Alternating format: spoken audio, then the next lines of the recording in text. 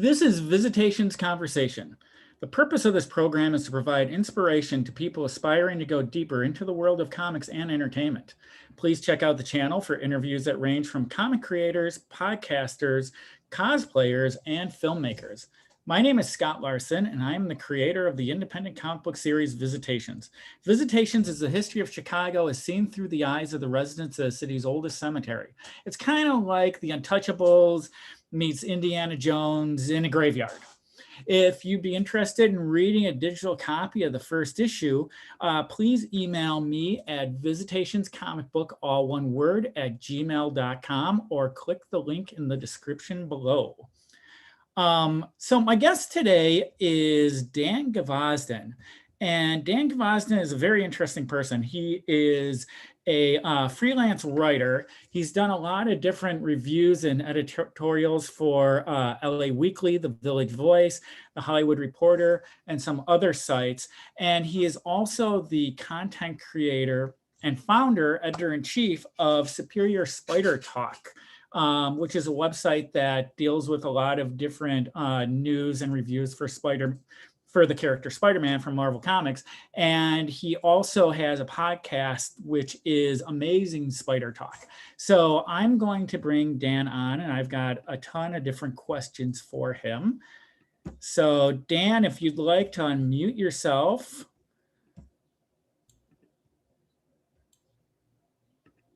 And turn your camera on.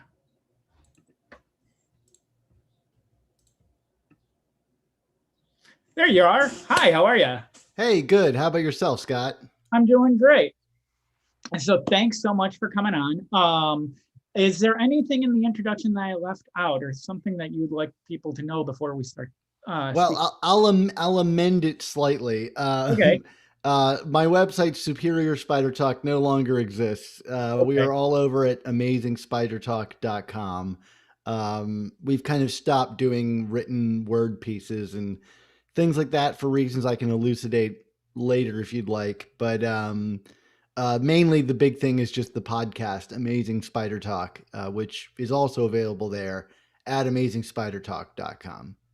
And one of the things that I forgot to mention during the introduction is Dan interviews a lot of different Spider-Man creators.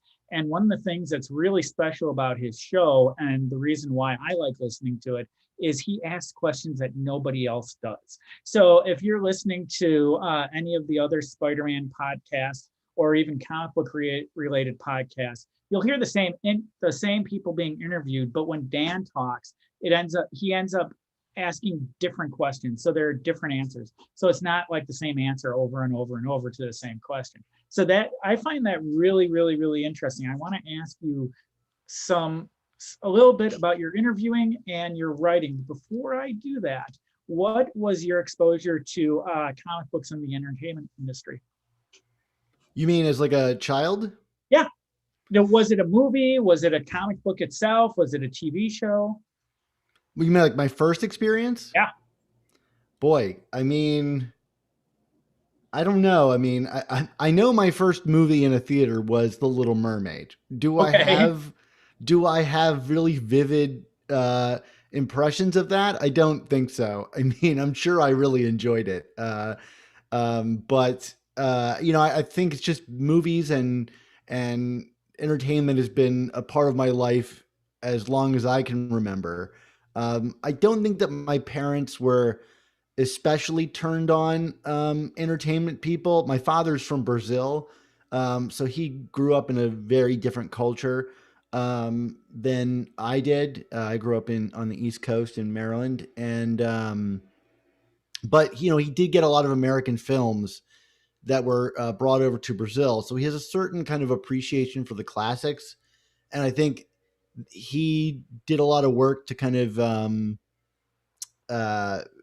just show me films that would be outside of like whatever they were marketing towards kids at the current moment. But I grew up like any kid of the 80s on like Ninja Turtles and Saturday morning cartoons, whether that's like the Disney Channel or, Batman the Animated Series or the 90s Spider-Man show. I think in terms of like comic characters, that was probably my first introduction to the whole like Marvel DC superhero thing.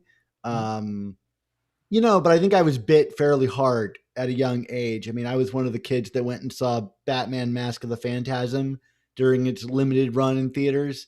And, watching that movie now, it's fairly adult, but I loved it as a kid, which I think suggested I had some kind of sophisticated understanding of these characters or just like seeing Batman on the big screen.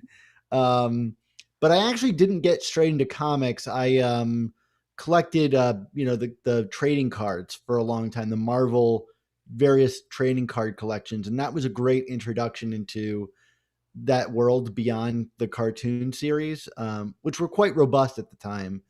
And so, the back of the card would tell you a little bit about each character, and before you knew it, you knew the ins and outs of the Marvel universe in some regard. And I had a good friend growing up whose older brothers collected the comics, so we'd often kind of like leaf through their long boxes and bins, and some of the classic X-Men covers from the era really stood out. I remember all the Jim Lee X-Men covers really making a strong impression on me as a kid. But my first comic was Amazing Spider-Man 375, which is like the final confrontation between Spider-Man and Venom, which has weirdly kind of held up to this day as truly their like final villain hero battle that they had. And it has this really great like gold foil cover. And my father is a doctor, he's a pediatrician. And so I used to have to accompany him to his hospital visits. And, I would sit in the waiting room while he was checking in on babies or any number of things. And so across the street from the hospital in Glen Burnie, Maryland, is this comic shop called the Twilight Zone or Twilight Zone Comics. And he walked me in there. I saw the gold cover, and like any kid, you go for the shiny thing. Mm-hmm. And I was hooked ever since. It was a great issue, one I still like look back on fondly and read every now and again. And I was hooked, and my love of Spider-Man, Venom, and Mark Bagley continues to this day. So, did I know that would lead me down like a path to the entertainment industry? I don't know. I mean, but I was always fascinated with the behind the scenes of it all. Star Wars was obviously like any warm-blooded American child in the 80s or 90s. Star Wars VHS tapes were the bread and butter of your afternoon entertainment. And for me, it was like pouring through the manuals and behind the scenes. How did they do this kind of thing? And that really kind of opened up the idea of filmmaking and entertainment as a career option for me. So real quick, I want to go back to Amazing Spider-Man number 375. Do you still have the issue? Now, I know that you have the entire collection of Amazing Spider-Man. I do, yes. Which is one of the ways we became acquainted with each other. That's a whole different story. Do you still have that particular issue that was your first, or did you get rid of it and have to go out and buy it again? Well, I mean, I'm somewhere in between, which is right. I didn't get rid of it. It's one of those classic stories if you go off to summer camp or your mom is cleaning your room and she gets rid of your comics thing. That's kind of what happened to me. I mean, I think I was reading it to a pulp anyway, so I don't really know to what degree that book existed anymore. I mean, it was one of those, like you read it every night books. I think I kept it in good shape because I was very particular about my stuff, as I still am today. But yeah, I mean, I don't have my original copy. I mean, there could be a weird random chance that I rebought my original copy because I have no idea what happened to my original copy. My mother claims that, they were just in the attic and I moved them up there to get them out of your room, but they've since moved, and you would think that the comics would have resurfaced in that time. So I think despite her protestations, that comic is either in the garbage can or took some other backwards route out of my parents' house. I don't know where it is, but I have in the time since then repurchased it a number of times. And how many copies of it I have now. I think I have like 2 copies of it now. One that's my reader copy, and another one that is like more pristine because I want a really nice copy of it because it's so close to my heart. But anyway, no, I do not have that issue Okay. still. That's interesting. So you've been doing a lot of writing and doing reviews. Tell me a little bit about that. I'm curious about the first. Let's talk about working for Hollywood Reporter and LA Weekly, and how did that come about? It's actually funny how that came about. I mean, each one kind of came about its own way, but it's all part and parcel of kind of just setting your eyes on a trajectory and kind of following it. When I graduated from undergrad, I went to NYU for filmmaking, and when I graduated, it was 2008, so the stock market was just kind of collapsing, and there weren't really any jobs. And I wound up, after spending months and months looking for work. I even worked at Midtown Comics in New York for a little bit, just to kind of try to pay bills, which didn't really help. They don't pay tremendously for a New York establishment, Mhm. but it was fun and innocuous enough. I got to work in comics, and I would rather do that than wait tables. Although I guess money is probably on the waiting tables end of things. Nobody gets into comics for the money. That's Right. that's that's for sure. But I ended up moving back home and shooting a public service announcement about teen suicide, which is kind of a side passion of mine, is teen suicide awareness. But I ended up becoming like a film high school teacher, which I had never imagined doing. But it's an option that kind of made itself available to me. And I needed kind of a creative outlet. I couldn't afford to like shoot movies in the way that I wanted to. So I decided like, well, hey, I like listening to podcasts about movie reviews. What if I started trying to write them and, tried to make a better writer of myself? And before, like within weeks, word gets around in a small town when you're doing something. Mhm.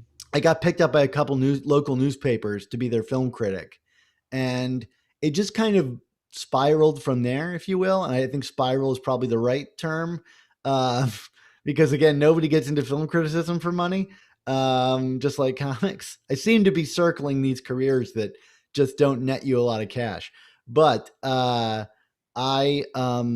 like ended up writing for a number of newspapers, and I'm a bit of an enterprising person, so I was always on the outreach and getting involved in like Baltimore things. There's a magazine called What Weekly that existed for a little while that I wrote for. Um, I even got my own television show, which was interesting back when film criticism shows were Mhm. a thing that existed. They don't really exist anymore. I mean, there's still YouTube stuff, but this was actually like a broadcasted television show. Um, and that really got me into kind of like podcasting, because I could take my co-host Brian and I's work on that show and kind of expand upon it in like podcast form. So anyway, I was just kind of doing a bunch of different things, and I eventually I realized I was like, I'm not moving forward as much as I would like in this career in the Baltimore area. Like, there's probably a better place for me to be. And so I applied to grad school here in Los Angeles, and went to UCLA for cinema and media studies. And this is all a long tangential route to say, at the end of that program, I was writing a paper on the film Sorcerer by William Friedkin, which is kind of this. I don't know. Have you seen Sorcerer? I have not. I haven't heard of it. Okay, yeah. Well, you're like most people. So this is his like follow up to The Exorcist, and it came out like a week after Star Wars came out, and was completely demolished at the box office. It was pulled from screens very quickly. But I think it's his masterpiece. But it was also kind of an indicator of like how times had changed in Hollywood and cinema. Is that like in was Star Wars and Jaws, and out were the kind of like ponderous, expensive, bleak films of the 1970s, right? And Sorcerer was very much one of those films. And so the critics just tore it to pieces at the time. But it had been kind of undergoing a bit of a like cinematic renaissance, or like another look from critics. And one of those critics was a guy named Alan Scherstl, who was the lead film editor at the Village Voice. And I emailed Alan because I wanted to interview him for my thesis paper. And I wrote to him, I said, Alan, I really appreciate your work. And, you're writing about Sorcerer. I wonder if I could interview you for my college thesis about this film. And Alan wrote back with one sentence, and it just said, "Is this Dan from Spider Talk?"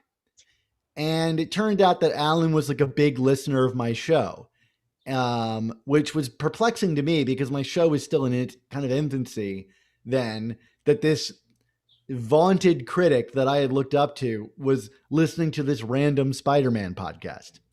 And that kind of forged our friendship. And I wrote back to him. I said, "Yeah, that's who I am. I still like to interview you, but I'd also love to like pick up some work at the Village Voice if that's possible."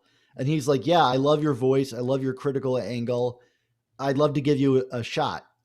And so that's how I started writing for the Village Voice. And the Village Voice and LA Weekly at the time were owned by the same person. So if you wrote a review in the Village Voice, chances were it would get printed in the LA Weekly if the film was shown in Los Angeles, and vice versa. And when I moved out to LA, since I was living in LA, I got in connections with LA Weekly and was writing for them.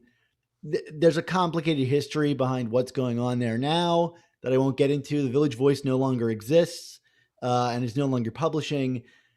LA Weekly, for all intents and purposes, doesn't exist anymore. It's owned by like a right-wing rag, and they're just kind of destroying the legacy of the paper. But I did, for a brief while there, write for LA Weekly. In terms of the Hollywood Reporter, I started writing for them because I got reached out to by the editor of Heat Vision, Aaron Couch, because he was doing an article on the top 100 runs of I believe Marvel comics, or maybe it was just comics in general. And he said, "I couldn't get a hold of Stan Lee, so I wanted to talk to you, Dan," which was a great honor. And honestly, I'm not nearly worthy of that honor. But he wanted some opinions on a few Spider-Man runs that he wanted to include in the list. So I gave him a few blurbs, and then I was like, "I'd love to take you out for like coffee or whatever." And so I invited him out to coffee. We had a meeting, and I told him like, "I would love to write for the Hollywood Reporter. Here's some pieces I've done. Would you be interested in bringing me on to cover some, of content that you think is appropriate?" And, I have kind of largely stepped back from my criticism role, mainly because it doesn't pay terribly well. And for 2 years, I'd made a hack of it, just like living as a film critic and making decent money, but it was so stressful that I, just kind of not knowing where money was going to come from and pitching to like 4 different publications a day just to try to like make any money. It was worth doing, but it's a lifestyle that's on the way out unless you were kind of like a trust fund baby or have a very unique perspective. And as much as I value my perspective, I know that there's a real desire for a diversity of voices in criticism these days. And I can't help but be a bald white nerd. And, as valuable as I think my voice is, I'm happy to acquiesce and let other people express, unique angles on the content. And so when I have a unique angle, I try to write. I'll reach out to my editors and put a piece out there. And that's why you'll see the occasional like Spider-Man or Star Wars piece from me, because I tend to get heated about those things, which goes back to my childhood. And because, I know that I can probably sell that content. And Aaron, my editor at the Hollywood Reporter, really likes that. I recently did some work for TV Guide, covering The Mandalorian for them. I don't know how much they love that content because I was more cantankerous than most on the Mandalorian, but I try to make it fun and exciting and very different. I tend to think that my writing style is like weird and takes a very different tact than most people. Um, so I kind of do it now as like a hobby. Like they pay me, but I really do it just like, hey, this will be fun to express something in my own particular way. So that's kind of how I got started and how I've kind of stopped largely writing for major publishers. Um, that was all really interesting, and there's a lot of different things that popped into my head as you were talking. But I want to go back to something, and it's something that it's kind of glossed over on your LinkedIn page. But you mentioned that you were shooting a spot on teen suicide, and you also mentioned that you had your own criticism, critic, uh, film critic TV show. So I want to move back to that, because when you were telling the story, you kind of it was kind of, and nobody's career is a straight line. Everything bounces from one point to another. Sure. But I want to go back to that because you studied film at in New York, and I'm curious as to how many things that you actually did shoot. Were you playing director? Were you playing writer? Were you playing cinematographer? What were your roles, and what were you hoping for when you started that? I mean, I always fancied myself as a director. I think most people do, if Uh-huh. purely out of just naivete. Like it's the one role you're like, oh, I think I know what that person does. And I think I'd entered into film school with that perspective. And I think I largely left with that perspective. I still think my greatest strengths are in the kind of broad creative endeavors. I've never really seen myself as a writer. In fact, me being a film critic of any repute is would be kind of strange if you went to me in like high school and told me that, because English was my worst class. Hmm. I just I never like I read books constantly, but I never was much of a writer.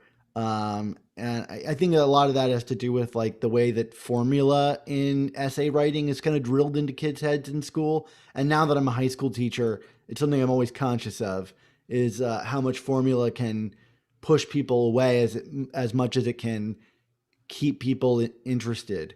But yeah, to your question, yeah, I always saw myself as a director, and even now, as I continue to expand my career, I sell myself as like a creative producer. Hmm. Um, I like the creative problem solving and broad storytelling thinking, and I think a lot of that comes from my critical career or critical mindset. Like that's just the way I think of things. Is I'm a problem solver, and I'm still a high school teacher, and I work with 70 to 90 kids to make movies. So at any point in time, I'm wrangling 70 to 90 scripts in my brain and getting high schoolers to rethink them. So in a way, I see myself as like a really mini studio head. And I think that has to do ultimately, I like working with actors and getting performances out of people and crafting stories and thinking of avant-garde ways to express them. And I get my kicks out in various places now. The reason I don't direct quite as much as I used to is just the expense of it. Is I like to say that like sometimes filmmaking is like painting with gold. Hmm. It's like if you really are doing it professionally and you're paying everybody their wages and things like that, it can be quite expensive. But I'm Hmm. also a little bit of a hypocrite because I work with students that spend no money on their movies and make perfectly enjoyable things. So, but yeah, I always saw myself as a director. I took writing classes, but I none of my scripts in college were any good. I mean, they were just awful. Okay. Um, I write stuff now that I feel very proud of. Um, but that was certainly not my my the direction I wanted to head in. Okay. So okay. Another question. on this topic, and I do want to cover the podcast and other things as well. Sure. But I'm curious. So you're spending a lot of time, like right now, interviewing interviewing different comic book creators. You know, you're interviewing writers, you're interviewing editors, and I'm curious. So you've got a background in filmmaking, and you're doing film stuff with your students, with your high school students. Um, and I'm curious as to, but this isn't the question, but I want to throw this out there before I ask the question. How much you're actually doing on your own now? I'm curious about that, but that's not my question. My question is, as you're interviewing these different comic book people, have you also interviewed or considered interviewing different movie people? You know, whether it be directors or producers or actors. Yeah, absolutely. I mean, it's something I'd like to do more of. I have a project in the works that I'm trying to kick off that might allow me that opportunity to do so. I used to do a lot of, I used to run a screening series here in LA called Real Talk Mhm. at like the Landmark Theaters, which is kind of a chain of theaters here in Los Angeles. And I used to do I used to help run this program called Anniversary Classics at the Lemley Theaters here in LA, where we would show older movies that were celebrating an anniversary. And in Mhm. both instances, Real Talk was like new movies that hadn't come out yet, and Anniversary Classics was old movies, obviously that were celebrating an anniversary. We would bring in filmmakers, writers, actors from the movies, and do a Q&A with them afterward. So I've kind of done that kind of thing in other avenues in my life. You know, so and I used to have a bunch of film podcasts that I used to do, and like that Mhm. show. Um, but I don't. I kind of go where the fire is burning Sure. for me at any given time, which is like, look, I still love film, and I'm getting more excited about going to see them. Like I went and saw my first movie back from the pandemic Uh-huh. the What other was week. I saw A Quiet Place Part Two, okay. and like I was just crying in the movie theater like an idiot because it speaks to like the movie could have been terrible, and thankfully I thought the movie was pretty good. Mhm. Um, but like it's a big part of who I am is going to see movies and loving movies. Mhm. Um, but I think I'm less enamored with the movie industry as I've learned more about it than I am with the comics industry, which seems much more direct from artist to product than movies are, and also more accessible. Although certainly there's people that I've been dying to have on my show that I just cannot seem to get. Um, but yeah, I mean, I, th- I think I think there's an avenue that I would like to do what you're describing. It also comes down to like how many hours are there in a day, and the Spider-Man and comic stuff fuels itself because my co-host Mark and I are like the closest of friends, and Mhm. it's easy to just fire that up and talk about Spider-Man. Um, not that we don't put a ton of work into it, but there's less personality to wrangle or things like that. We have a good system established. Um, but you're right. Yeah, I mean, my career has gone all over the place, and it does seem like I'm much more film oriented than I am comics oriented, and I think that's probably true. Like I probably know way more about the film industry than I do about comics. And it's weird that like I have my thing I put forward is like my comic stuff.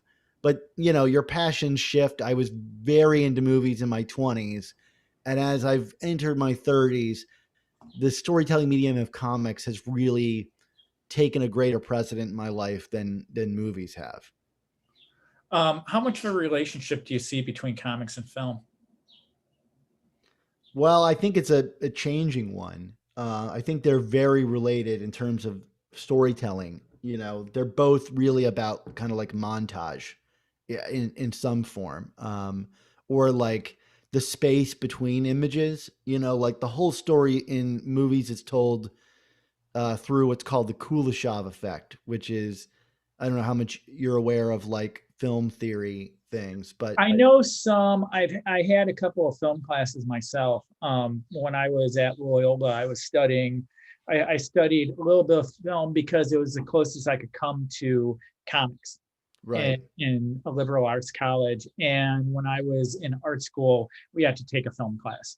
I have not heard that theory though, or at least not by name. What is the theory? So the Kuleshov effect is this phenomenon discovered by Lev Kuleshov, where he basically uh, filmed an actor friend of his, this guy named Mozekine, and he filmed him with just a blank face staring at a camera, unblinking, and emoting nothing. And then filmed a bunch of other things: a bowl of soup, a reclining woman, and a young dead girl in a coffin. And he cut them together, like one image of his face with a different image, and then showed different audiences these different assemblies. And each time the audience attributed a different emotion to Mosekine's face. So, like when he was looking at a bowl of soup, they said, "Oh, he looks hungry." When he was looking at a woman reclining, they said he looked lustful, and so on. Right. So it proved this idea that like independent images almost don't mean anything, or they can be influenced by what's in conjunction with them. And the Kuleshov effect is that resultant uh, emotional connection that it doesn't exist with any of the images on their own, but when they're put together, it creates something. And I think the same is true in comics in terms of the gutter, and that like comics come to life in your mind in between the images in the same way with movies. And what I like about it, and I would say books ask you to be an even more active participant than that, like, like just straight up like, literature. But I like the kind of visual element and how it asks you to be an active participant in the creation of the artwork versus like going to, I mean, I guess you could make this argument like you go to a uh, museum and you look at a piece of art hanging on the wall, the art comes alive in you in how you react to it. But I don't think that you're like that thing would exist without you. It would hang on the wall and be fine. Whereas like a movie requires your brain to stitch together the images and come up with the emotional through line or in between. And I think the same is true of comics. And to me, that's the real connection is like a lot of it is like what comes alive in you. And so to me, at least, that's the appeal of it. And you can make that appeal like for any kind of art, like music, what it stirs in you, what images you create while listening to it. I just happen to latch on particularly to like the visual element of film and comics. Mm-hmm. But there's also the narrative thing. I really consider myself someone who's interested in narrative primarily, like visual narrative. And, I would posture that film and comics are the best way to get your fill of that. Have you read any of the comic theory? Things like Scott McCloud or Will Eisner. Well, what have you read on that? And how did it relate to the stuff that you were studying with film? I mean, I've read all the Scott McCloud books Mm-hmm. from understanding comics through, what is it, like re-understanding comics? Uh, yeah, you know what? I've got them sitting here, and of course they're like way down there. I know. I've got mine sitting off here somewhere too. I like Friedkin Um, comics. He did one that was like a lot of digital stuff in there, and they did one where he was actually like doing the instruction on comics. This is what a face looks like. This is blah blah blah blah blah. right, right. And I've read his like the sculptor. Like I Um, like his stuff. I've read the Will Eisner stuff. How does that relate to, what was the question again? yeah, how does it relate to the film theory? Because the McCloud stuff, more than anything, is really about understanding comics in and of itself. I mean, you could almost Right. put the other two and throw them away, but hopefully he never hears me say that. But that book really, it's just chock full of theory. But you're describing different theories when it comes to film as well. So do any of those theories like match up at all? Yeah, I think they're largely. I mean, I think in their ideal state, they match up quite a bit. Like a lot of Scott McCloud's theories and things is about getting to a point in the simplest way. It's like, okay, here's a human face. Let's break it down to the element, the essential element. Um, and here's a story. What's the emotion that comes out of it? How do we tell that in the most simple way? And how do comics convey this? I think good filmmaking often to me is like not showy. It's just kind of using the rawest materials. Mhm. So I would point you, if you're interested in like good books on, I mean, film theory or whatever. I mean, film is a language, comics are a language, and both of those languages are very apt to, or even wanting to be reinvented all the time. So, we're looking at it with a very Western lens. Mhm. Mhm. But like books like On Directing Film by David Mamet and Making Movies by Sidney Lumet are favorites of mine that I have my upper level students read. Um, and I would say there's a similarity, and it's talking about how to convey an idea in the most direct way possible using the particular medium. Um, I think there are similarities between comics and movies, and I think that, to answer your question a couple questions ago, is like I think that studios are finally realizing that, Mhm. or they're finally figuring out how to make that work. I think video games are going through a similar evolution to the screen, which is like we got to figure out how to make these work. I don't think that they'll be quite as successful as comics, purely because I think what you get out of a video game is different than what you get out of a comic and a movie. You want interactivity, whereas like a comic and movie are both kind of, they're working towards the same thing, which is creating narrative and emotional connections within that narrative in a visual plot way. So I think that those are like just inextricably linked. Um, I'm very curious to see us what it means for comic movies to move out of superhero territory, because I think I love the superhero comic movies. They're a blast. Um, but I've very rarely seen someone adapt a non superhero comic property and still express what makes it comicky or what's unique about comics to it. I think like something like Scott Pilgrim does that still, and it's not superheroes, although it's still like elevated, um, you know, super powered kind of stuff. But I am curious to see, as these two industries get more and more linked together, how comics as a medium, so to speak, uh, influences film and vice versa. I think you can see the influence of comics in movies, and you can see the influence of movies and television in comics as well. I think Image really, their books really operate largely more akin to television than they do to Mhm. comics. Sometimes you really get like, here's a season of whatever. So I think they're both rubbing off on each other, and I actually think it's really good. I think it's led to more diversity and better mediums for both. When Road to Perdition came out, I remember, I think that was like 2003 or something like Yeah, that. that sounds about right.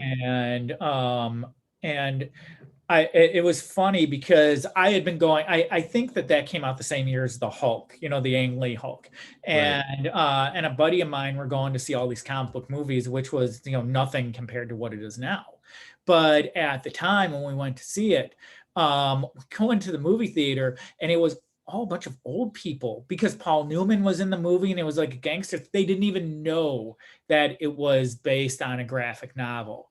Even though it said it, no one knew what Of that was. course. And that was really interesting to me because, I mean, and especially looking back now, because it was so long ago or it seems like so long ago. Well, I guess it's almost 20 years now, but you know, the comic book stuff has taken on a life of its own that it was trying to do then, but it hadn't quite done it. So uh, so tell me about the podcast. You've been going for how long now? 4 or 5 We years? passed 8 years in March, I believe. 8 years. Okay, so tell me how that started. Well, I mean, it started because, well, I don't know. I guess I was like finishing my collection of Amazing Spider-Man. And by finishing, I mean like I think I have like 100+ issues to go. And I discovered I was like looking online, just trying to see like who was out there that was producing content because I was really kind of at the peak of my, well, I would say at the peak of my Spider-Man craze, but I think I've been living in that peak for for a while now, 8 years maybe. Um, Although I think now it's kind of transitioned more into like a kind of like a intellectual pursuit than it is any kind of like, well, it's still fandom, obviously. If you can look at my background, I mean, I'm clearly a Mhm. fan, but so I was looking for kind of like fan oriented stuff, and I discovered, the Crawl Space and their podcast, and my co-host Mark Ginocchio was doing a blog called the Chasing Amazing blog, and that really grabbed me. Like his writing was really good, and he was writing about collecting Amazing Spider-Man, which was something that I was doing, and but he was doing it in like a not kind of like uh, I want to say not nerdy way, but it's very nerdy. He Mhm. was doing it in a way that was more about like kind of raw emotion, nostalgia, his personal stories, rather than the details of any number of issues.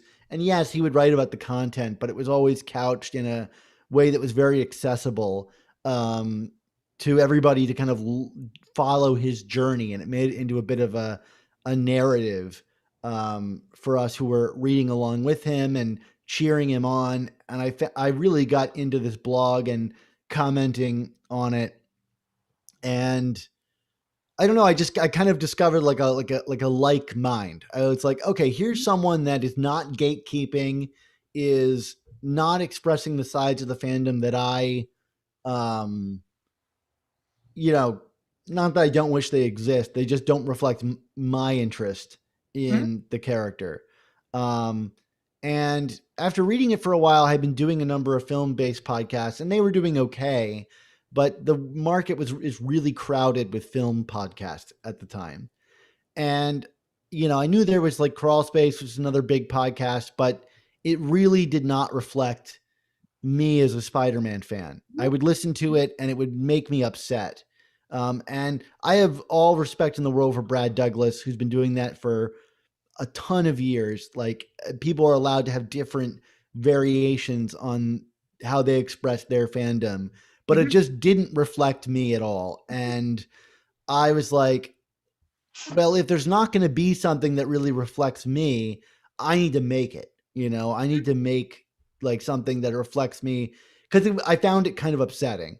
So, like, I reached out to Mark and I was like, hey, you don't really know me. I've commented in your comments and made fun of you a bunch because I used to troll him about Stegron and yeah, just mostly Stegron. Okay. Uh, I used to like every time he would write like, "What thing do you want me to review next?" I would give him a list of Stegron issues just to make him angry because he was looking Mhm. for good issues to cover. And Stegron is as good as anybody else, a character to beat up on.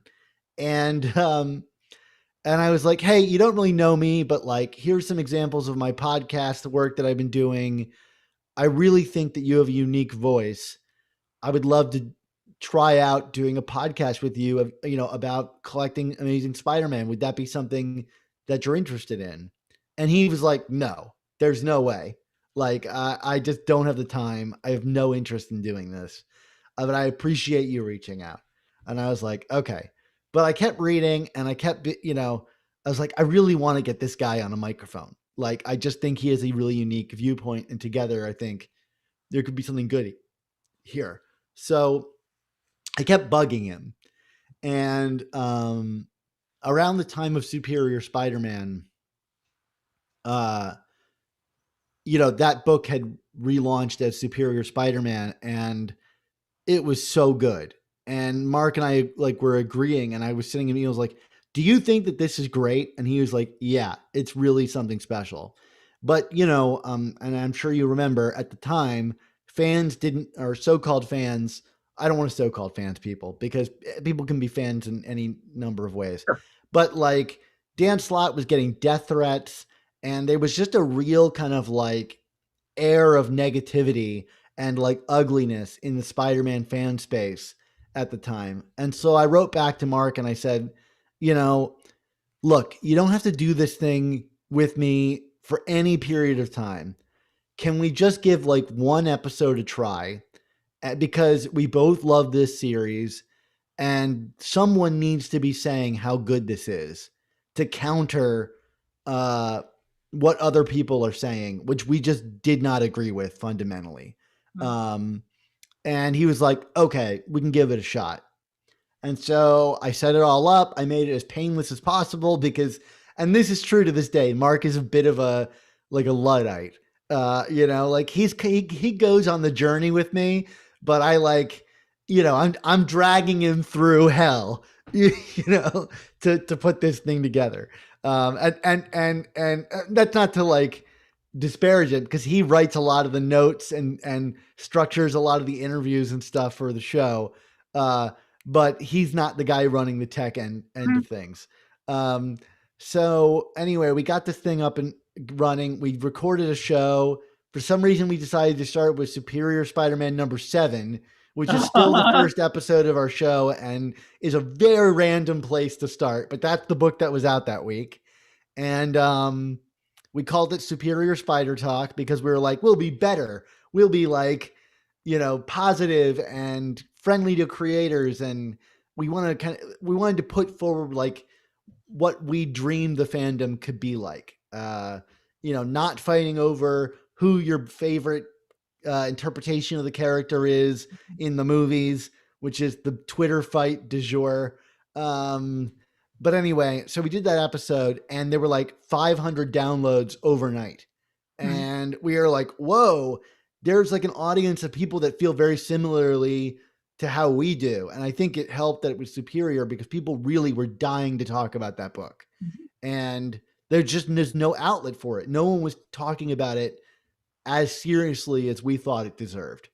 And so that was kind of enough for me to convince him, like, we should keep doing this, And I think the show really became official when I traveled up to New York to meet Mark for the first time. And we went to Terrificon, which was at the time in like the basement of like a hotel.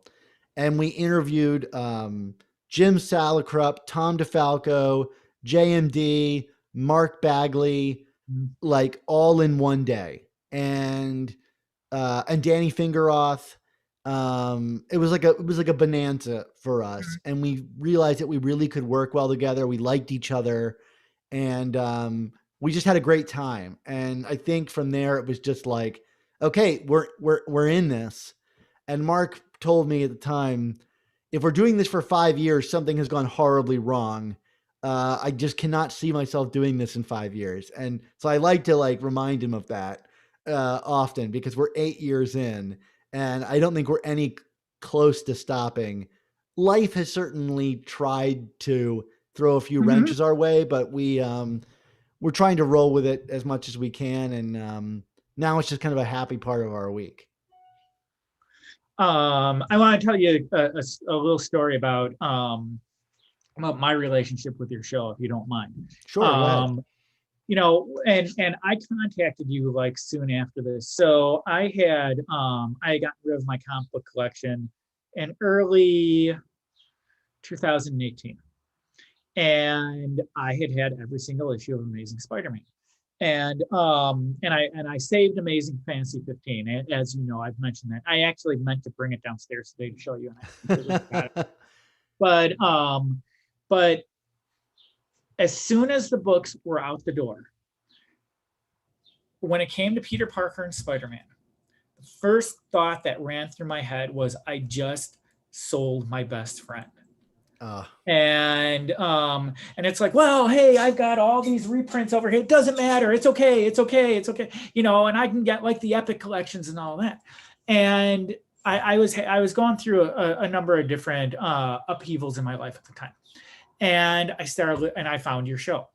And I think that, and I didn't start until a couple months later, but I think the episode that really convinced me was the Jim Salicrup episode, because you guys started talking to him about the Hobgoblin. And no one ever talked to him. The only time I know of anyone who talked to him about that was me in 1987 when I was 17 years old and I was giving him crap for that issue. And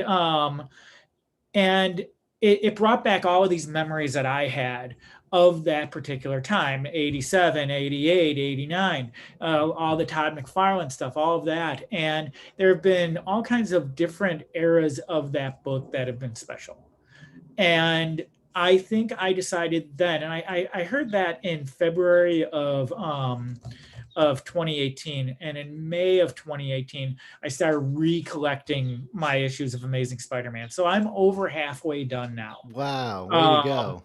Except that, part of the problem with that is they've been shooting out so much content over the course of the past 10 years that you can get halfway there and it doesn't mean anything. No, of course, yeah.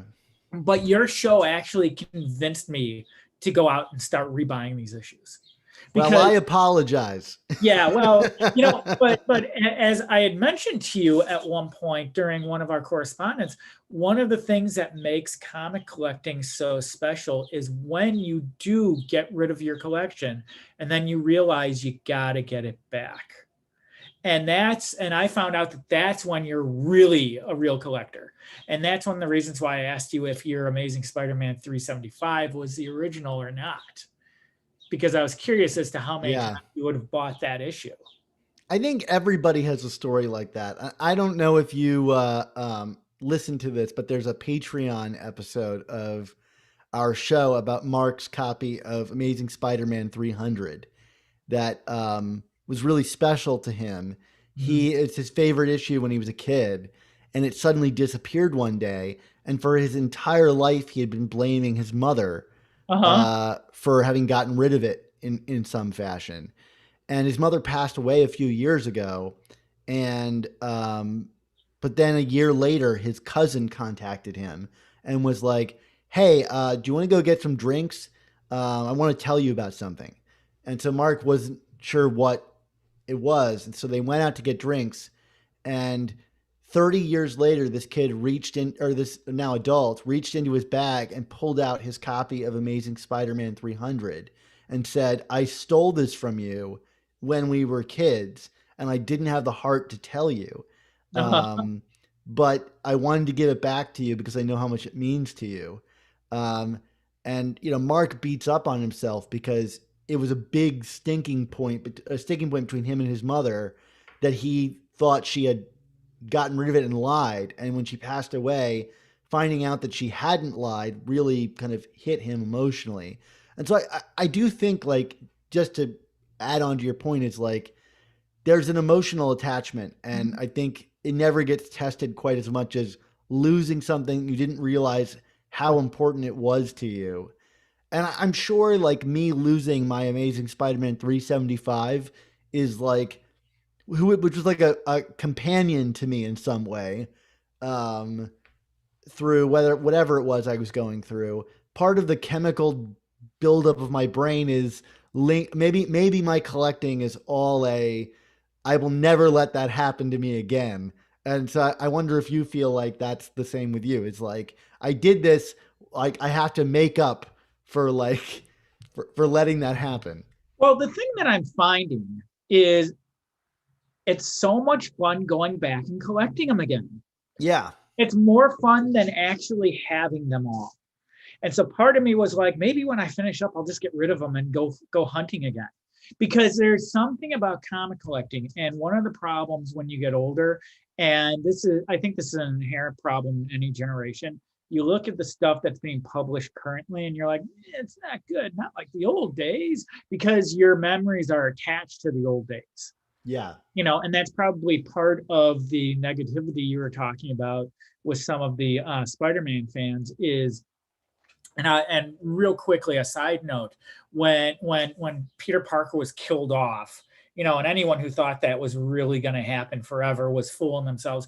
There was somebody who I was doing work, or who I knew from one of the independent comic companies I was working for, and he went on Facebook and he went on this tirade, and I'm reading it and I'm laughing because it's like, you idiot. Do you think he's really? Come on. I mean, it It's speaks to like, the emotional attachment we have with these characters, but I have the same thing with the Hydra Cap thing, which is like uh-huh. people went nuts about that. And it's like, don't you understand? Like, this is a setup to a Sure, idiot. redemption story. Sure. Like, that's the whole point, you know?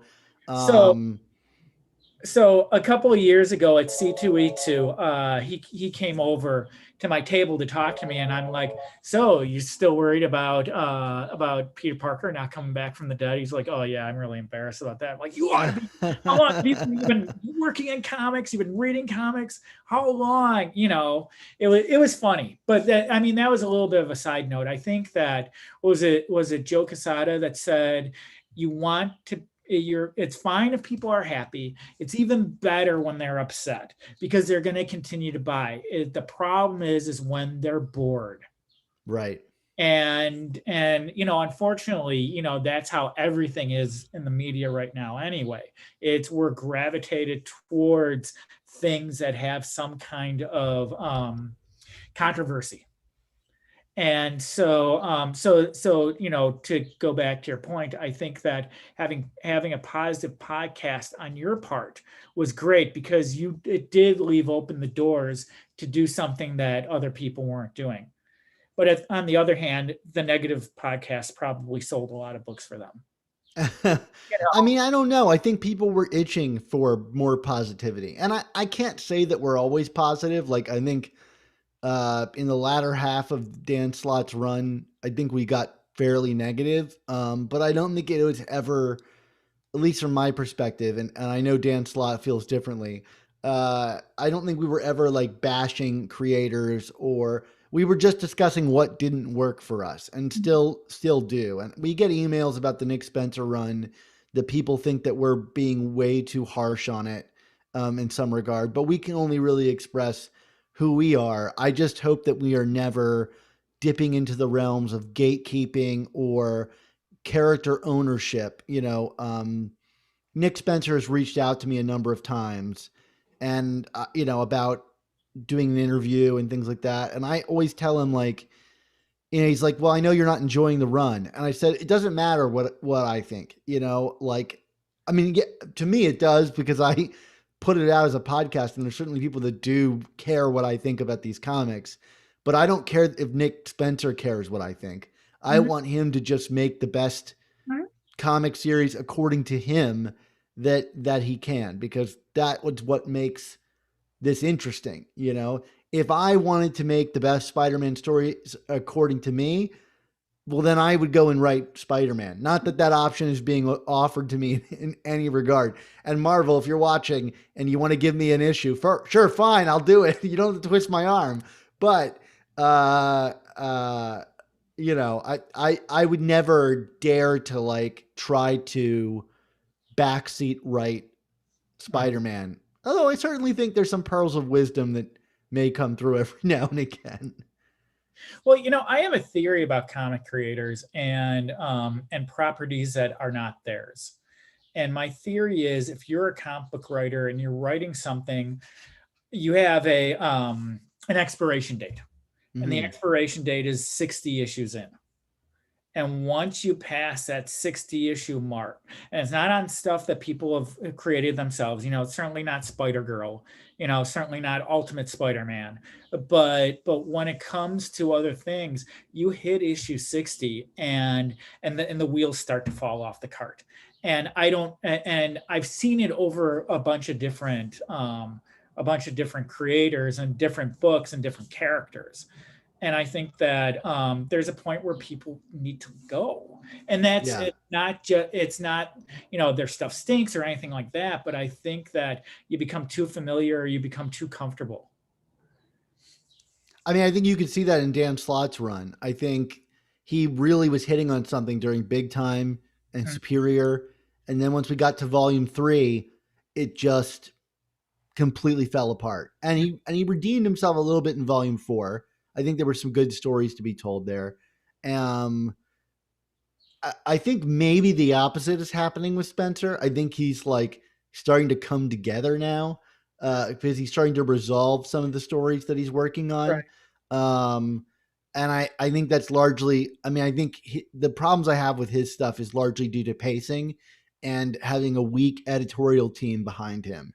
I know that, again, I'm not advocating for anybody to lose their job or anything, but I think, some writers require a little bit more of a stranglehold from editorial, and it's just a matter of artistry, really, not really of like quality, or it's like of temperament. I think that Dan Slott needed someone like Steve Wacker to really like rein his stories in and give him a lot of control. And when Wacker left, you could really feel the difference in editorial styles. And so I don't know. I think the Spider Office is going through a bit of a tumult at the moment, but yeah, whether it's 60 issues or not, I think that's probably pretty fair. Yeah, and I actually based it off of Mark Waid's Flash run, which started out very, very good. And you get to issue 60, and then after that, the whole thing just falls apart. And by the time he's about to make way for Jeff Johns, it's like, leave. It's time to go. But that's I my mean, maintaining new ideas for 60 issues is tough in any, character or format or whatever. I mean, very few people, I can think of very few runs that pull it off, like Jason Aaron's Thor, um, or like any number of runs of Daredevil. I don't know if anybody went past 60 issues in Daredevil. Yeah, I can't think of very many runs. I mean, I guess you could say like Stan Lee's Spider-Man, if Oh, you he want to created credit the him with character, that. or he Yeah, co-created the character, however you yeah, want right. to. So I want to, I don't want to take up too much of your time here. Oh So, no, you're fine. You can keep going. okay. All right. So what do you hope for the podcast going forward? That's a great question. I think it has a plateau, which is Mhm. like how many people really want to listen to Spider-Man stuff every week in and week out. There are people like you and I that do. Like we live and breathe and eat Spider-Man. So I think it's kind of like at a crest. It's like if you measure that by sheer numbers. And I don't know how much I think I used to be more in the numbers game, and I was like sweating how many people were listening to the show. And I think COVID has largely broken that for me because we lost like 40% of our listenership during COVID, and because people weren't driving anywhere. Oh, But that's yet interesting. I could have like taken my foot off the gas and said, if nobody's listening as much, I should slow down on the content. But I actually accelerated, and I got a lot of really positive response from people that said it like meant a lot to them to have some kind of normalcy. And I think that's kind of largely where I'm at, is which is like it's a normal part of my life, and exploring Spider-Man and the history of the character is just something that I do because I'm inherently interested in viewing culture through the lens of Spider-Man. So at the very least, I'm committed to finishing our seasonal content on the show, which is us working through the history of the character one season at a time. Right. I think that that's going to get increasingly more difficult as the seasons go on because there will be more and more Spider-Man titles for us to read and cover, and his reach into pop culture becomes more and more expansive. Like, I'm not going to review the Spider-Man serial. You know, do I do a whole episode on Spider-Man Turn Off the Dark? Probably, but like there's just so much content. And that's kind of part of what we said. We're going to cover the transmedia, covers the transmedia property. So we've done episodes on the records, from the Mhm. 70s and things like that. And I don't know how much we can continue with that level of piecemeal content going forward. I'd certainly like to try. I mean, we could do this there are more Spider-Man products than almost any other franchise. So like we could really go down that realm. For me, it's just kind of like my future is satisfying whatever curiosity I have at the time. You know, I think we're about to do our 300th episode. We're recording some of it tonight.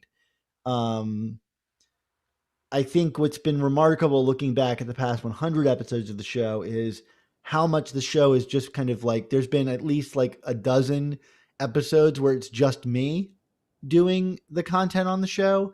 And Mhm. that's just because I'm satisfying something that is uniquely my interest. Like something like I want to go to this art show that's about Spider-Man stuff and cover that. Okay, great. I'm going to go do that. Or I went to the Mopop Museum in Seattle and saw the Marvel exhibit. I want to interview the curator of that exhibit. I that to me is like what I get most excited about is I think it's always fun to review the new issues because it's like a diary of some sort. Um, but it's mostly like how do I fulfill my curiosity because that's what's going to drive me to remain excited about the show. Mhm. And I don't know if that translates to the listeners, but I hope it does. And now that we're at 300 episodes, we've gotten a lot of feedback from listeners that said like these past 100 episodes were their favorite 100 episodes of the show. And so I think my energy for it is contagious. I mean, I did a lot of weird stuff. There were the annual episodes of the show, which were about how I was getting mysterious mail from someone. And I think a lot of people listened to that and were like, what the hell is this? And some people listened to it and were like, oh, this is a brilliant send up of cereal. And also maybe got caught up in the mystery of it, like I still am to this day. We did some like kind of like written content. We did like a spoof of Trump's of like Biden's inauguration with the January 6th thing. Mhm. And I thought that was fun, clever send up. And I'm sure we lost listeners that don't like my politics. But it is what it is. I hope people can ignore that if they disagree with me. Or maybe they would rethink things because of a Nazi skeleton covered with bees. But yeah, I don't know. The future of the show is kind of like keeping doing what we're doing, which we think works, but making sure that we're satisfying our curiosity. I always try to kind of like push things technologically to a new level. So, like a couple seasons ago, we introduced the live format of the show, which I think has been a big success. I think Mark and I really want to start doing Comic Cons and hosting panels and things. Um, it just really depends on our schedule. Like I'm a full time teacher, and his work is pretty demanding. And we have a healthy Patreon, but not healthy enough that it allows us to fly around the world comfortably.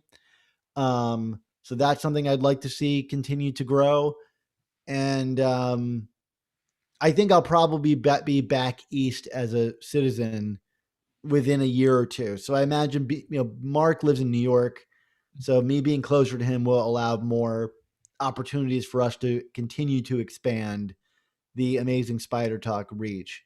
But really, like it is just a passion project. I like that we are probably the most listened to Spider-Man show. Um, on Apple or whatever you want to call it, because certainly if I wanted to get viewers, I would not be doing a podcast. I would do like silly YouTube videos about like the top 10 Spider-Man villains and things I could do in my sleep. And get way more viewers. It's a passion project, and I think it should remain something like that. And that people listen to us in the numbers that they do is a great side effect of chasing my passions. That people were interested in me chasing my passions, and interested in what I hope is facilitating a more healthy Spider-Man uh, fan relationship with the creators and stuff is all good to me because I feel like I'm making real my my desire. Like I hope someone finds us and goes, oh, this is a reflection of my fandom and how I would want to approach this in the same way that I was looking for that, and had trouble finding it. Um, so, any kind of feedback I get like that is always very meaningful, uh, to me. And I think we put practice, or we practice what we preach. We had Eric Larson on the show, who has a bit of a divisive Twitter personality, and people wrote to me afterwards saying, "Oh, I thought Eric Larson was just kind of like a troll, but hearing him on your show, he really like was generous and nice." And it's like, yeah, I think that a lot of what you see online is not reality, and hopefully we can kind of bring some humanity to the people that you might get angry at week in and week out, on the internet or reading the pages of a comic, which is why I'm really bummed that Dan Slott has not come on our show, because I think it would be a great place for him to express his humanity a little bit. But anyway, a conversation for another time, and maybe a future conversation with Dan. So let's take issue 375 out of the equation. This doesn't count. Sure. If you lost your entire collection tomorrow, except for one book, what would the one book be? Probably My Amazing Spider-Man number 50. Okay. I love that story. It's a classic story. It's got a great cover, and it's meaningful to me, because it kind of my copy is signed by Stan Lee and John Romita Sr. And the story behind that is like a meaningful one for me, and that it was like a fun moment from my life where I answered a bunch of Spider-Man trivia and just so happened to have this book on me.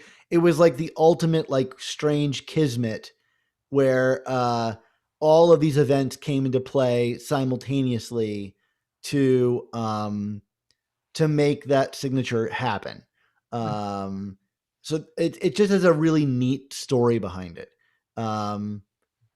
My Amazing Spider-Man number 1 is a major treasure of mine, if only because of the encouragement that my wife gave me in terms of getting it. Like, she knew how meaningful that was to me, and really sacrificed and pushed me to get it in a way that I maybe never would have, because I'm a high school teacher. I don't make a lot of money. So collecting all the issues of Amazing Spider-Man was an actual financial sacrifice in some way. So to have her know how meaningful that purchase was to me and push me to do it, I would have, I think, always felt guilty about buying that book, but she made it completely guilt-free and really one of joy. So I have a lot of memories behind buying that in a way that was not painful or remorseful in any way. So I appreciate her a lot for that. And then I know you said 1, but yeah, and you've already told me 2. Yeah. So I mean, but I'll give you one more. Go ahead. The Kid Who Collects Spider-Man, just for its inherent value as a story, but also my connection with Ron Frenz. I would say Ron Frenz is probably the closest individual in comics, or closest that I've gotten to connecting with someone in comics. He and I share a friend bond, but he also knows that I'm a major champion of his work. And he is one of the first interviews he's probably the first interview I did solo for the show. But it still remains one of my favorite interviews we've ever done. And I was very grateful to have him on to talk about The Kid Who Collects on a recent episode. And I think that might be the greatest thing that I've created for pulp. It's like a gift back to pop culture. I know you haven't listened to it yet, so I'm very excited for you to listen to it. No, I haven't. But he's my favorite. He is my absolute favorite artist. I was buying his stuff in the 1980s before he started on Spider-Man. Yeah. And I can remember he did an issue of Star Wars. I think it was his first issue. Right. And I remember being with my dad. My dad was an artist, and the first page was really great because it was It was Luke and Lando looking at the holographic like chessboard on the Millennium Falcon, and Hmm. Bosk and IG-88 were there, and there was like a big hand like reaching down, and I remember it had his name, but it had his name as Breakdowns, and my dad was an artist, and I said, "What does breakdowns mean?" And that's one of those memories where he's like, oh, they probably mean pencils. But the memory of that page in particular, like, really meant something to me. And I ended up buying his first issue of Amazing Spider-Man by accident. Not The Kid Who Collects or number 252, but I started collecting that book with number 255. Mm. And I don't even think I realized it was the same artist from Star Wars who was doing it. But it was one of the things that sold me on the character. I think if I had picked up, as much as I love Todd McFarlane's run, if I had picked up Todd McFarlane's run, I probably would not have stuck with the book. And that might be the same with John Romita Jr., who was an absolute favorite of mine. And that's a guy who has transcended being a comic book artist to almost being like a god at this point. And I know you recently interviewed him as well, which I have not listened to. But I see people online complaining about his artwork, but he's transcended the medium. I mean, he's just gone so far that you almost can't copy him. You can't, try to become like him, because he's just gone off into like a whole different universe.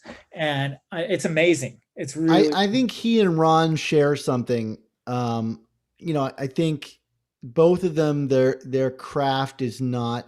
I'm amazed that John Romita Jr. has such success, like financially, because I think that his work is really subtle in what it's doing. Like, it's not like the most visually attractive. It's really great storytelling. And Mhm. I think both Ron and JRJR are like peak storytellers in the medium, and that's what I appreciate about them. It's never phoned in. It's always, how does my art serve the story, even if it isn't the most like attractive or modern design. I know I'm always going to get a great story. There was that sensational Spider-Man self-improvement issue that came out a few years Mhm. ago Mhm. that had that random Ron Friend Todd DeFalco story, and the story of the Venom suit that was originally solicited. But I mean, that's one of the best Spider-Man stories we've gotten in the past decade, and it's just a simple little tale of him like busting up crooks, and helping a kid, and it's because the storytelling is so effective. Um, and it's feel like I can tell the difference when I'm reading that, and it's wonderful to me that other people can appreciate that too. Although I wish Ron had more kind of mainstream success, or had hung on to more mainstream success. Um, I see every once in a while Amazing Spider-Man editors will throw him a bone, but Right. I think he should be helming more serious things. And I'm sure I could get into it with him why that's not the case, but But I think he got typecast. And I yeah. think at the end of the day, that's what it comes down to. And it's, I, in the letters I write to Nick Lowe for Amazing Spider-Man, I have mentioned to him a number of times, give Ron Friends more work, or please, put him into the regular rotation with everybody else. But I think that he got typecast, and it's a shame, because his artwork, I pull his artwork out when I'm working on my artwork. When I talked to him, I asked him, who do you have on your drawing board? And but he is always on my drawing board. And as I grow as an artist, one of the things that I find is how much more wonderful Ron Friends' work becomes, because it becomes more alive. And the idea that this is somebody who basically learned to draw comics just by looking at other comics is amazing. It's I for myself, I've had to look at TV shows with the sound off, and I've had to really study the way the figure moves. And the fact that he's able to do little subtle motions, whether it's with a head nod or a facial expression, it's phenomenal. And one of the questions I had asked him as well, which I had been waiting for over 20 years to find the answer out to, and it's something no one had ever asked him. He was doing Thunderstrike with Tom DeFalco, and that first issue came out in the midst of the Image era, and it was what the way I described it was imaged out. It was like the panels and everything else, and it was one of those things where I'm assuming you've read the issue, where you turn the page and there's this double page spread that is just breathtaking, and the storytelling from one page to the next. But I asked him, I'm like, that wasn't your usual style. What was that like? And he was very candid, and he said it was hard. He said it was really difficult. And he said, and after he said this, I'm like, of course you did this. He went and he looked at John Romita Jr.'s X-Men stuff of the era, because John Romita Jr. had taken some of the Image stuff as well. Everybody was I whether they were encouraged or not, I don't know. But I think there was a push. Hey, you guys need to start, doing this stuff. I think it's fairly evident just by looking at the books. Well, and it's evident with these artists who like changed over and then changed back. Right. But he said that he took out John Romita Jr. stuff. And as soon as he said that, it all clicked and I could see it. And that was amazing as well. Because he did the thing about that stuff, and you were talking about Eric Larson before. And I think one of the things with that whole crowd, whether it was Eric Larson or Rob Liefeld or Todd McFarlane, their whole thing, we were talking about controversy before, their whole thing was to kind of thumb their nose at everybody. And in many ways, that never went away. You take a look at Rob Liefeld's stuff on Twitter or on Instagram, and it's like, oh man, what are you doing? And I've met him a number of times. He couldn't be a nicer human being. But he's got this image to project. But I mean, it goes off course a little bit. But these guys like Romita and like John Byrne and Ron Friend, who all kind of went off in this whole different area, and then they just like receded back to the way they had been before, and it worked. Whatever works for somebody works. And we went from an era where everything was art based to being writing based. And so once people like JMS came into the business and all these Hollywood types, the Hollywood writers came in and started writing comics, well, that served, because all of a sudden you're not doing something splashy, you're telling a story in the way they need it. So yeah, I think they're both great. Yeah, for sure. I also think that Ron Friend is a great, and I think talking to him and interaction with him largely inspired me to get more engaged with the fan base, because I think he's really great at welcoming, or he's a great advocate for Spider-Man. He really cares. He knows his stuff, and he really respects the history of all of it. And if every creator, I feel like, operated like Ron Friend, I think the environment would be a much better place. And so that was something that I wanted to really kind of like try, like vocalize and amongst people. I think there's a kind of like attitude amongst people, which is like Marvel is a place to just kind of cut your teeth and then go do your independent stuff. And if Marvel has created that environment, then that's their fault, because they need to be competitive and make it worth people's while to create at Marvel. And I'm not so much up on the business end of all the stuff, although I know like there was that Ta-Nehisi Coates article recently that he wrote about how writing comics is really only a passion. You can't make a living off of it these days. And how much of a shame that is, that the creators are getting really screwed over. And I think that's definitely worth, and I think Marvel should be thinking of this, because they're going to continue to lose kind of that creative edge if they don't, give people an incentive to stay there. But there is this whole mentality of like create something, leave, and then upend the apple cart. And Right. Ron really looks at it much more historically in perspective, which is like, I am carrying on someone else's legacy Mhm. on this. And I really appreciate that about him. So anyway, this is all spawned from what comics I would grab. Right. Uh, those three, I guess. I don't know. I could do this for every issue I own, unfortunately. So, yeah.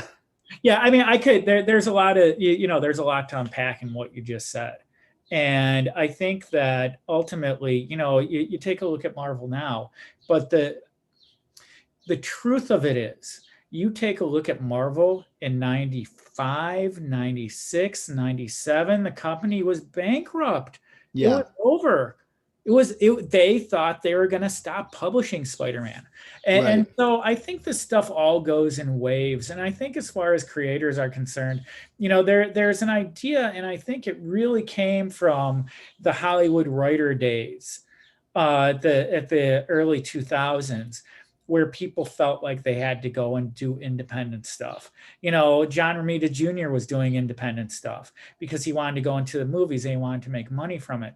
And as far as comics, you can't make money in comics. There was only one point in history where you can make money in comics, and that was the early Right. 70s. And you go Yeah. back to the 30s and the 40s and the 50s, the whole industry was collapsing. So I think that there is something that's cyclical about this stuff, where it kind of goes around and around and around. And it's like these stories you talk about, Peter Parker being killed off in Superior. Well, he's coming back, but it's a story. And I think that that's the way comics are now too. Is it's a business that will keep rolling. And you take a look at, DC is having a lot of problems now. I heard something about them not paying their creators. I don't know if that's true or not, but that filtered in. I've heard similar things. And that might be true, but that's true for right now. You don't know what tomorrow is going to bring, and you don't know how any of this stuff is going to go. I was talking, and I'll make this real quick, but because I'm going off on a tangent too.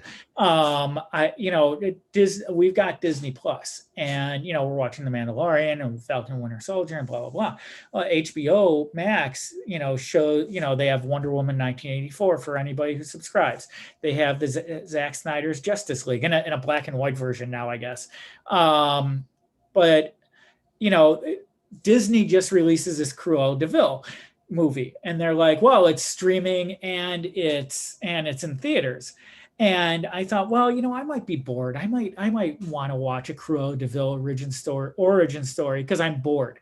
And I'm going tonight. well, Disney Plus has it to where you have to pay an extra $30 just to watch this movie. And they've sat on that Black Widow movie for a year. And it's like, well, how could you be any more money grubbing than that? You got HBO, who's giving, Warner Brothers, that's giving away this stuff for free that fans want. And they're companies, they have to make money, but there's also something known as goodwill. And it's like, where the hell is goodwill coming from with Disney? And it's not there. And or at least it's not there right now. And we'll see what happens as time goes on. But I think that there's always some kind of weird push and pull with all this stuff, because they are corporations, they are owned by companies. And so with Marvel and DC, we'll see what happens. Yeah, I mean, I think the story is always writing itself. So yeah, it is. And I'm not an industry insider, so I can only play like couch commentator. So well, that's the best part. Yeah, right. There's no stakes in it for me. Right. Yeah. So where can people find you? Sure. Yeah. I'm on Twitter at sup spider talk. But primarily just go to amazingspidertalk.com, and it will tell you all the different ways you can get activated with my content and things like that. But I'm always trying new things out. So I'm on Twitter again at sup spider talk. There's also at Dan Gvozden on Twitter, which may be more active in the future. I don't really know, but for right now, it's all Spider-Man all the time for me. So. Okay. So just follow me over there. And I hope if you do listen to the show for the first time, that you enjoy it and seek out the episodes that sound most interesting to you, as I get my hooks in you. Uh-huh. But yeah. So I think we're gonna leave it there. If you want to hold on for just a second, we'll talk a little bit once I stop the live stream. But thank you everyone for watching. There are more things coming up, and we were talking about Ron Friends before. He's actually coming back, and he's coming back on June 25th, and he's going to talk about his new book, The Heroes Union, which is being put out by, sorry about that, by SIP Comics. And so he'll be back, and Dan, I hope you'll watch that, because Absolutely. I've been reading all of his sitcomic I stuff. have too, and they're good, they're fun, and They're just classic old school stuff. It's fun. well, I wish they were more readily available in comic shops than they are. Yeah. That's a little bit of an issue, but anyway, that's neither here nor there. So thank you very much for stopping by and watching this, and we'll see you again real soon. Thanks a lot.